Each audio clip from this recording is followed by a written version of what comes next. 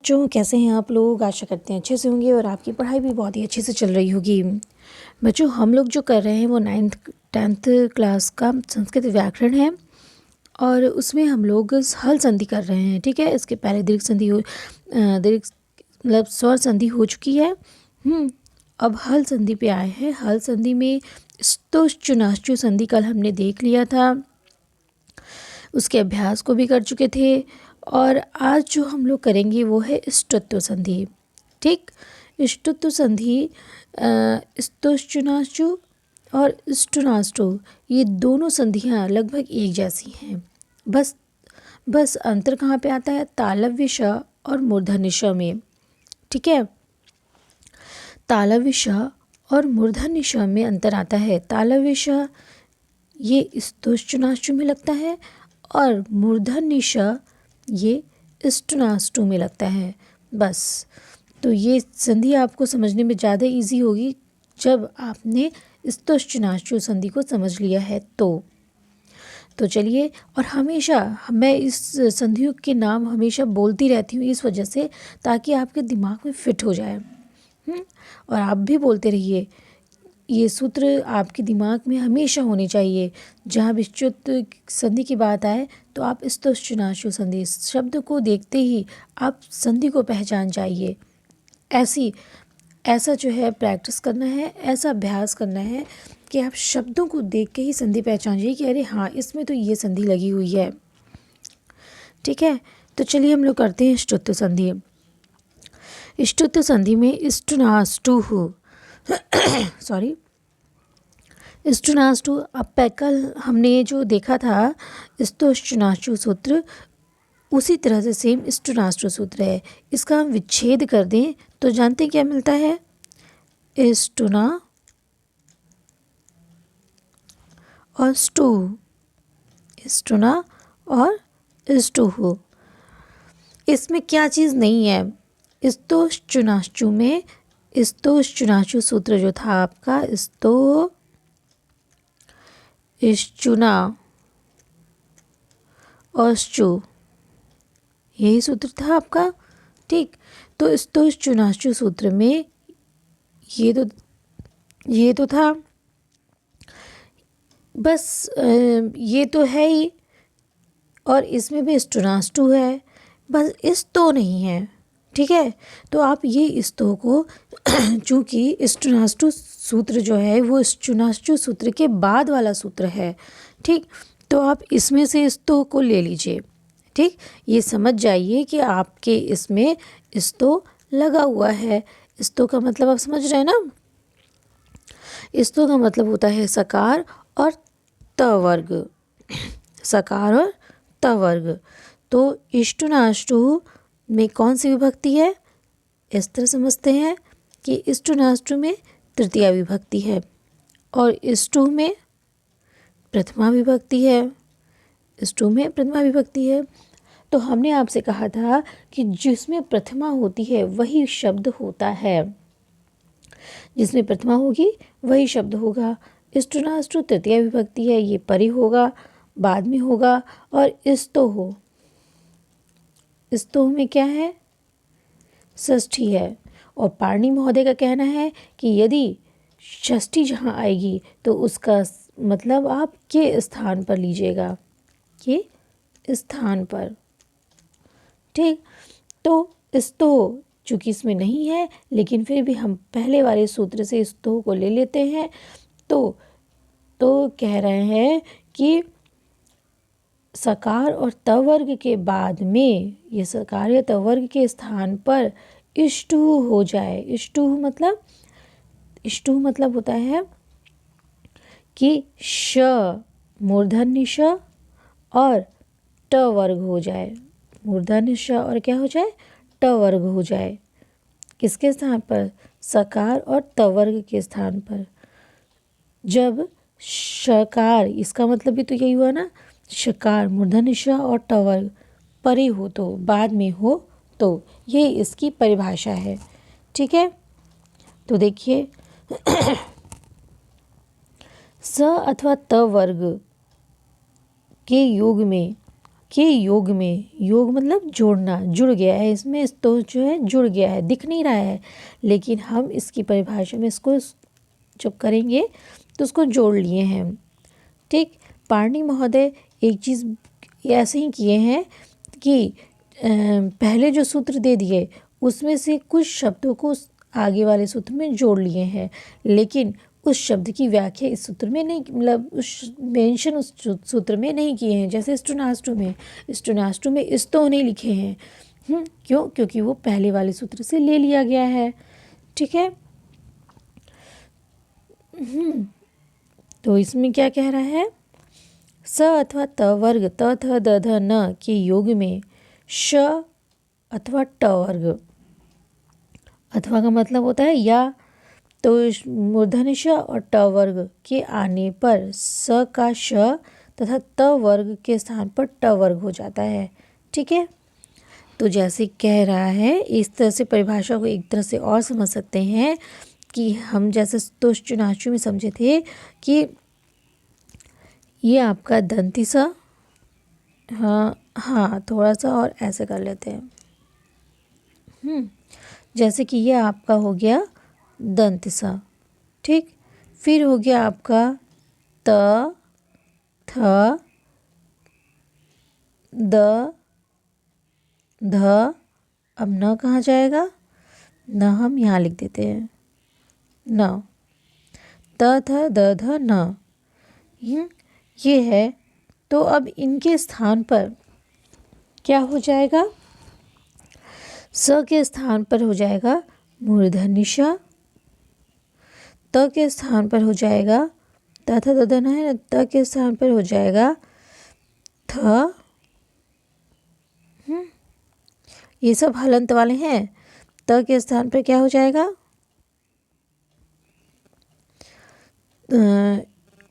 ट, थ के स्थान पर ठ, द के स्थान पर ड और ध के स्थान पर ढ। ठीक है। और न के स्थान पर क्या हो जाएगा, इया। आड़ा, सॉरी, आड़ा होता है ना। आड़ा। ठीक है, ये हो जाएगा। तो अब ये देखिए, और ये कब होगा, जब मूर्धन्य श और मूर्धन्य श और ट वर्ग में से कोई भी वर्ण हो।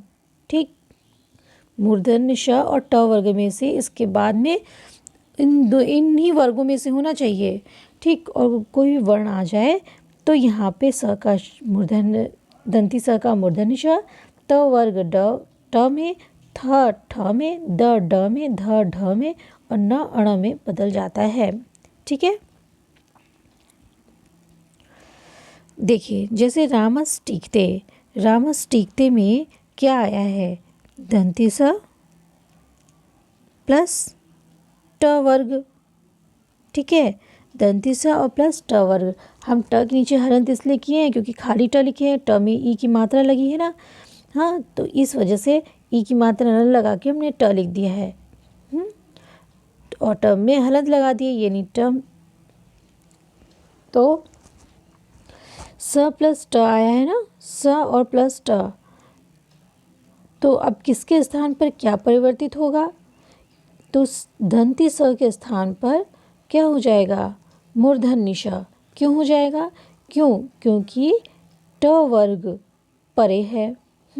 ट वर्ग में से ट वर्ण परे है, या ट परे होता, या फिर ठ होता, या ड होता, कुछ भी होता, बस ट वर्ग होना चाहिए या मूर्धन्य श होना चाहिए। तो यहाँ स के स्थान पर क्या हो जाएगा, मूर्धन्य श हो जाएगा।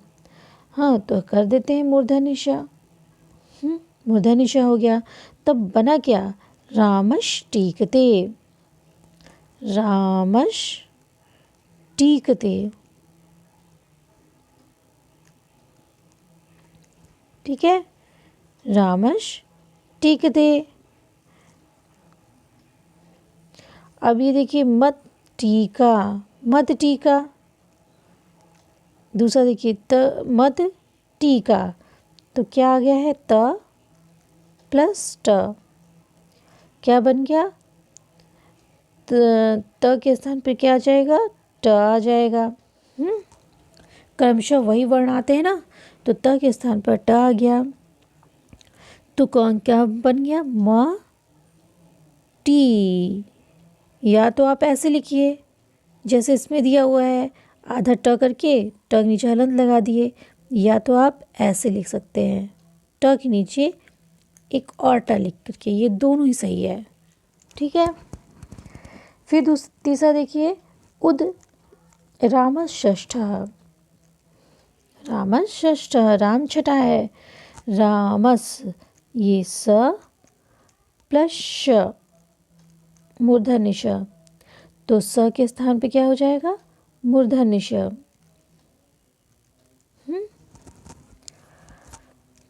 तो ये क्या बन गया, कौन सा शब्द बन गया, रामषष्ठः।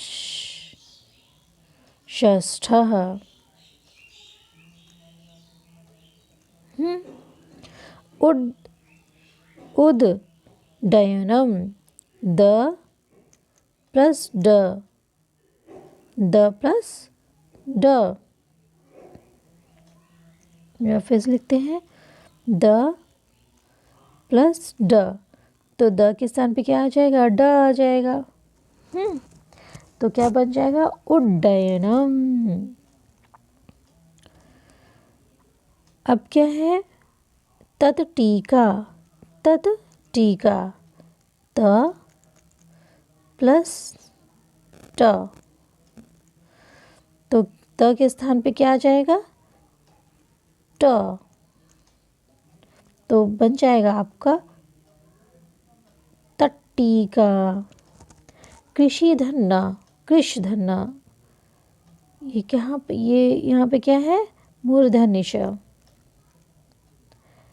प्लस न, मूर्धन्य श प्लस न, तो मूर्धन्य श के स्थान पर कृष्ण। ये देखिए यहाँ पे एक मिस्टेक हो गई है, तभी मैं कहूँ कृष्ण है ना, तो क्रिस प्लस, एक मिनट, क्रिस प्लस न, ये होना चाहिए था। यहाँ पे मूर्धन्य श न करके दंत स होना चाहिए। तब हम क्या लिख देंगे, स के स्थान पर, ये ऐसे हो जाएगा ना, स प्लस न, अपने नियम में तो आप ऐसे ही लिखेंगे, तो स के स्थान पे क्या हो जाएगा, मूर्धन्य श, तब जाके बनेगा कृष्ण। तब क्या बनेगा, कृष्ण।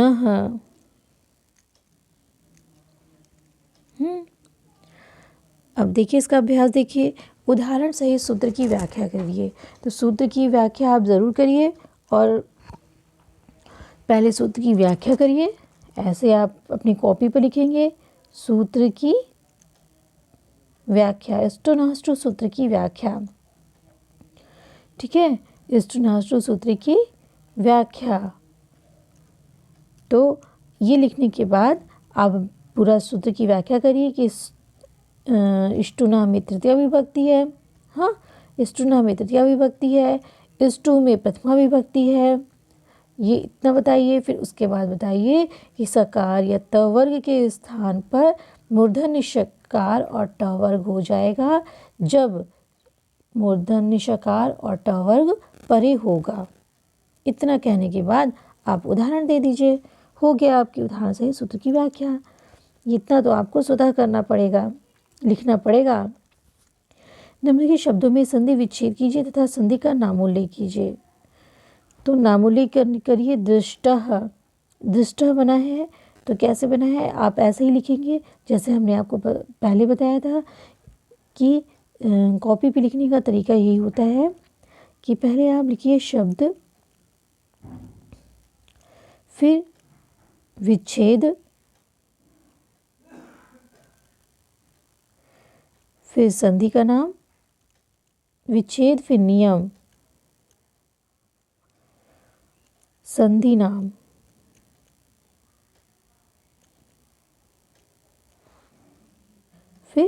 सूत्र, संधि नाम दिया हुआ है इसमें, ष्टुत्व संधि और सूत्र। ठीक है, तो शब्द के नीचे शब्द, विच्छेद, फिर उसके नियम, फिर संधि नाम, फिर सूत्र। ठीक है, ऐसे लिखिए। तो दृष्टा शब्द लिख करके उसका विच्छेद करेंगे। क्या करेंगे? दृश्य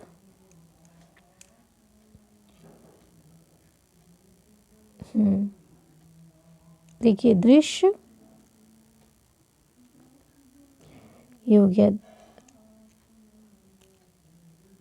ये द्रि और स, दृश्य, फिर क्या हो जाएगा? टह, दृष्टः। तो नियम क्या बन रहा है आपका? नियम क्या है इसमें कि स प्लस ट, ट वर्ग आया तो स किस में बदल गया? मूर्धन्य ष में बदल गया। ठीक है, ये आपका वो हो गया। फिर आप ष्टुत्व संधि लिख दीजिए। ष्टुत्व संधि, फिर स्टोनाष्टु सूत्र। अब दूसरा देखिए क्या है? तट्टीका। तट्टीका में क्या है? तत्, तत् प्लस टीका, तत् प्लस टीका, ये आपका विच्छेद है। अब नियम क्या है? त प्लस ट, त किस में बदल जाएगा? ट में, तो बन गया आपका तट्टीका। फिर देखिए भवट्टीका, भ व त, भवत टीका। इसमें क्या है? त प्लस ट, त किस में बदल जाएगा? ट में, तो बन गया आपका भवट्टीका। एतट्टंकितम, तो ए तत् प्लस टंकितम, त प्लस ट, त बदल गया ट में, तो बन गया एतट्टंकितम। हरिष्टीकते, हरि, हरिस प्लस टीकते, तो दंती स प्लस ट बराबर क्या बन गया? स किसमें बदल गया? मूर्धन्य ष में, तो बन गया हरिष्टीकते। उड्डयनम, तो उड्डयनम आया है तो क्या हो जाएगा आपका? उद प्लस डयनम, द किस में बदल जाए? द है प्लस ड है, तो द किस में बदल जाएगा? ड में, तो बन जाएगा उड्डयनम। निम्नलिखित शब्दों में संधि कीजिए तथा संधि का नाम उल्लेख कीजिए। शिवस्टीकते, शिवस्टीकते। अब इसको जो है संधि करना है। ऐसे ही शब्द लिखिएगा, विच्छेद कर लिखिएगा इसका, फिर संधि लिखिएगा, इसका नियम बताइएगा, फिर संधि का नाम लिखिएगा। ठीक है, तो क्या हो जाएगा? स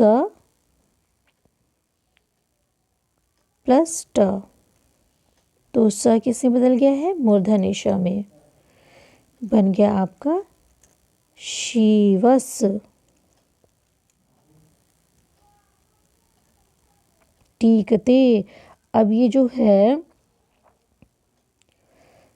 मूर्धन्य ष जो आपका बना हुआ है, इसको कैसे लिखेंगे? टीकते। देखिए, बड़ी की मात्रा है तो इसकी इधर आ गई, छोटी की मात्रा होती तो ये इस अर्ध व्यंजन को ले करके तब छोटी की मात्रा लगती है। शिवस्टीकते। मुनिश्चष्टः, दंती स प्लस श, दंती स बदल जाएगा मूर्धन्य ष में, तो बन जाएगा मुनिष्ठः, मुनिष्ठः।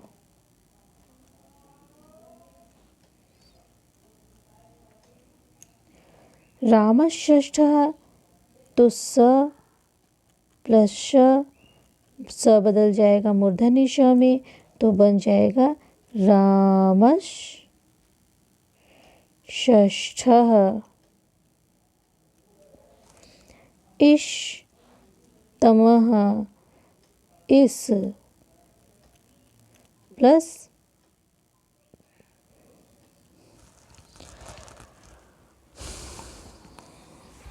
ये देखिए तमा है ना, ये तम वर्ड गलत है, यहाँ पे त नहीं होगा टमा होगा, ट नहीं होगा, क्या होगा टमा होगा। इस टम तो ट वर्ग होने के कारण स किस में बदल जाएगा, अब ये क्या है दंते स प्लस ट, तो स बदल गया मूर्धन्य श में।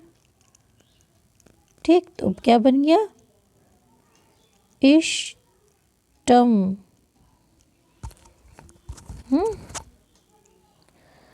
अब ये देखिए उत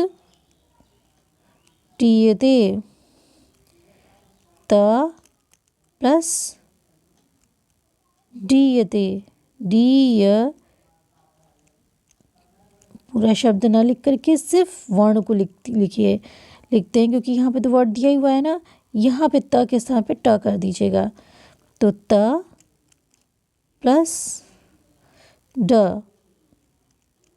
त बदल गया आपका ट में, तो क्या हो जाएगा, हाँ देखिए फिर एक चीज़ गलत हो गई, उत दिए दे वर्ड कोई थोड़ी होता है, हाँ मैं भी बनाती चली जा रही हूँ। यहाँ पे क्या हो जाएगा, उद है ना, यहाँ पे उद रहेगा, क्या रहेगा उद, तो क्या बन जाएगा शब्द आपका द प्लस ड, तो क्या बन जाएगा द का हो जाएगा ड, तो ये बन गया उड डीयते। ठीक है, उड्डीयते,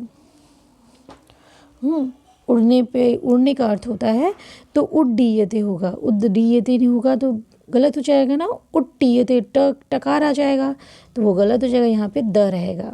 ठीक, ये वर्ड रहेगा।